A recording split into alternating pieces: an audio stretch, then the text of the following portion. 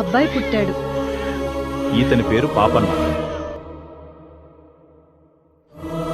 బాబు, ప్రజలు ఎందుకని బాధపడుతున్నారు? ఈ సమాజానికి బలవంతులు పేదవారిని అణిచేయటం అలవాటుగా మారింది. ఆ మాటలు పపన్న గుండెలో బతికిపోయి. బాబు, నిజమైన బలం అంటే ఏమిటి? నిజమైన బలం అనేది కత్తిలో ఉండదు, నిన్ను నమ్మిన ప్రజల నెత్తురులో ఉంటుంది.